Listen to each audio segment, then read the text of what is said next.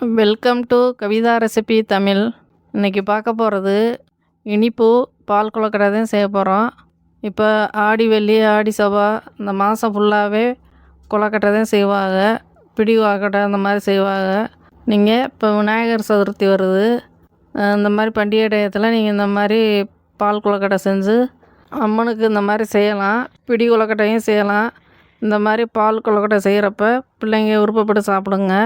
சாமிக்கு படைச்சிட்டு நீங்கள் இந்த மாதிரி செஞ்சு கொடுக்கலாம், ரொம்ப நல்லாயிருக்கும். பிள்ளையார் சதுர்த்தி வருது, அதுக்கு இந்த மாதிரி கொழுக்கட்டை தான் நல்லா நிறையா இந்த மாதிரி கொழுக்கட்டை தான் விநாயகருக்கும் ரொம்ப பிடிக்கும். நான் வந்து பச்சரிசி 1 கப் எடுத்திருக்கேன். ரேஷன் பச்சரிசி இல்லைன்னா நீங்கள் கடையில் கூட வாங்கிக்கோங்க.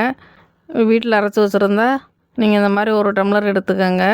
நான் வந்து ரேஷன் பச்சரிசி வீட்டில் அரைச்சி வச்சுருந்தது 1 டம்ளர் இந்த டம்ளரில் எடுத்திருக்கேன். நீங்கள் கப்பில் இந்த மாதிரி எந்த அளவு எடுக்கிறீங்களோ அதுக்கேற்ற மாதிரி எல்லா அளவுகளையும் கூட்டி குறைச்சி நீங்கள் இந்த மாதிரி எடுத்துக்கோங்க.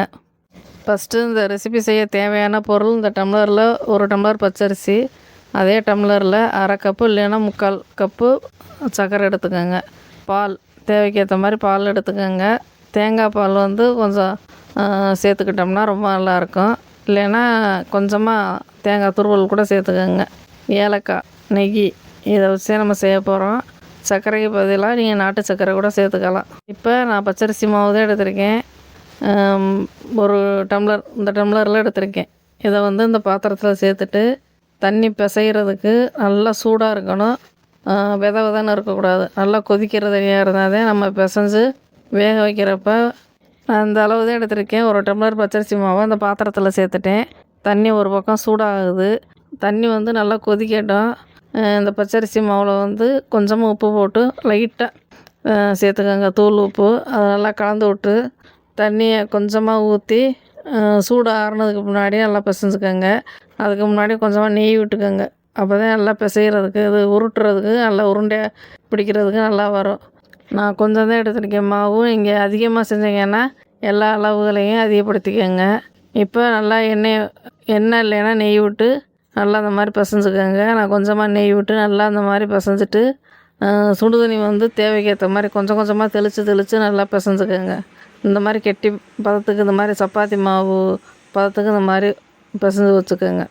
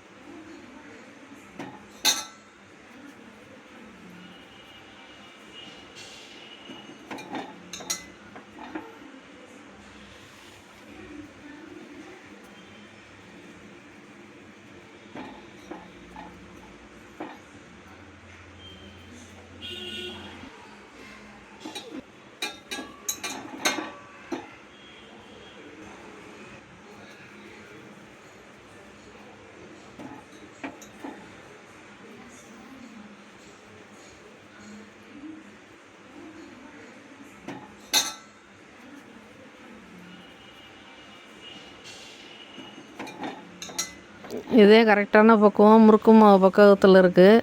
இதை வந்து உருண்டையாக ஒரே மாதிரி நீங்கள் உருட்டி இதை மாதிரி வச்சுக்கோங்க. பால் கொஞ்சம் தண்ணி சேர்த்து கலந்து ஒரு ஸ்டவ்வில் இந்த மாதிரி நல்லா கொதி வரட்டும்.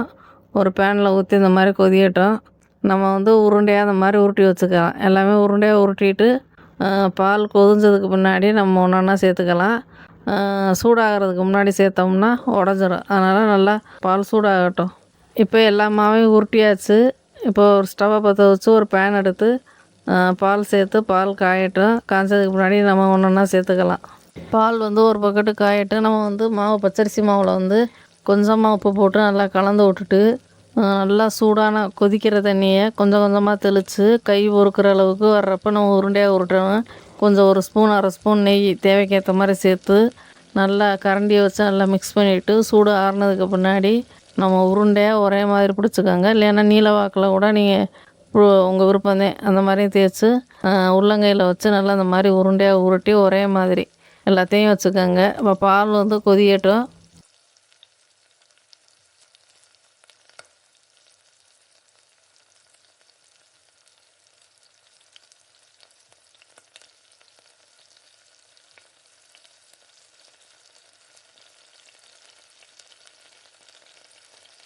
இது கூட சேர்த்துக்கலாம். பால் வந்து கொதிஞ்சு நல்லா ஒரு கெட்டி பக்குவத்துக்கு வரட்டும். இப்போ எல்லா உருண்டையும் இந்த கொலக்கட்டை உருண்டையெல்லாம் எடுத்து உள்ளே இந்த மாதிரி சேர்த்துக்கோங்க. இது கூட சேர்த்து ஒரு 10 நிமிஷம் நல்லா ஒரு 7-8 நிமிஷமாவது வேக விடுங்க. இல்லைன்னா மாவாக இருக்கும்.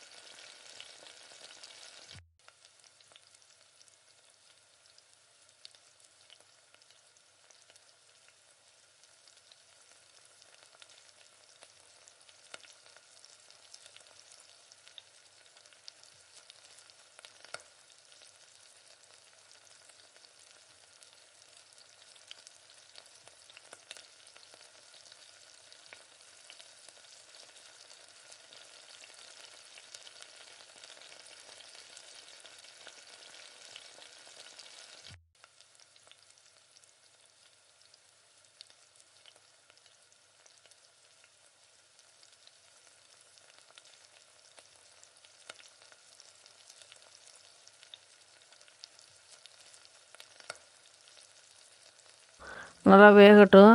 நம்ம ஒரு பக்கம் தேங்காயும் அது கூட ஏலக்காய் ஒரு 2 ஏலக்காயும் ஒரு சுற்றி எடுத்துக்கலாம். பால் தேங்காய் பால் கூட இது கூட சேர்த்துக்கலாம். நான் வந்து சும்மா தேங்காய் துருவல் தான் சேர்க்க போகிறேன். இப்படி ஒரு முறை செஞ்சு நீங்கள் சாப்பிடுங்க, ரொம்ப நல்லாயிருக்கும். கொழுக்கட்டை வந்து 10 நிமிஷம் ஆகும் வேகிறதுக்கு. நம்ம வந்து மிக்ஸி ஜாரில் ஒரு தேங்காய் பத்தை எடுத்து இந்த மாதிரி ஒரு சுற்றி எடுத்துக்கலாம். நீங்கள் தேங்காய் இந்த மாதிரி துருவி போடாமல் பால் எடுத்து கூட நீங்கள் இது கூட சேர்த்திங்கன்னா ரொம்ப நல்லாயிருக்கும். நான் நிறையா கொழுக்கட்டை வீடியோ அப்லோடு பண்ணியிருக்கேன். நீங்கள் போய் வீடியோவை செக் பண்ணி பார்த்துக்கோங்க. இப்போ நான் வந்து தேங்காய் துருவலோட 2 ஏலக்காய் போட்டு ஒரு சுற்றிட்டு வர்றேன். இப்போ பால் கொழுக்கட்டை வெந்துருச்சு. இது கூட சர்க்கரை 1 கப்பு மாவுக்கு அரை கப்பு இல்லைன்னா 3/4 கப்பு அளவு நீங்கள் சேர்த்துக்கோங்க. கரெக்டாக இருக்கும். அதிகமாக சர்க்கரை தேவைன்னா 3/4, கம்மியாக சேர்க்கணும்னா அரை கப்பு போதும். சேர்த்து நல்லா கலந்து விட்டு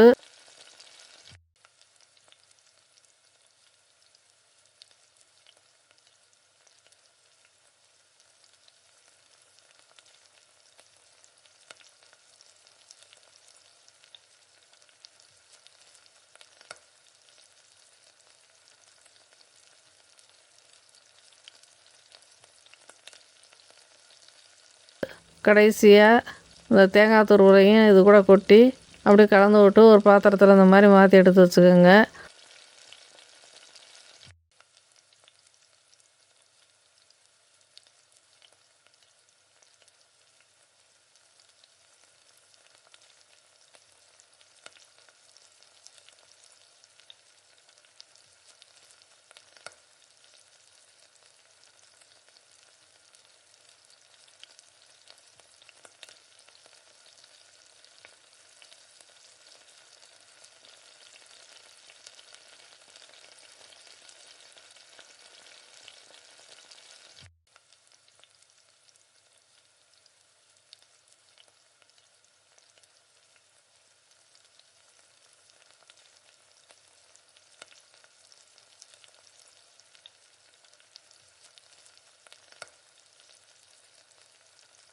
ரொம்ப நல்லாயிருக்கும்.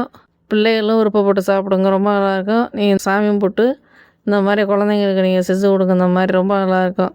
இந்த வீடியோ பிடிச்சிருந்தா லைக் பண்ணி ஷேர் பண்ணுங்கள். மறக்காமல் சப்ஸ்கிரைப் பண்ணிடுங்க.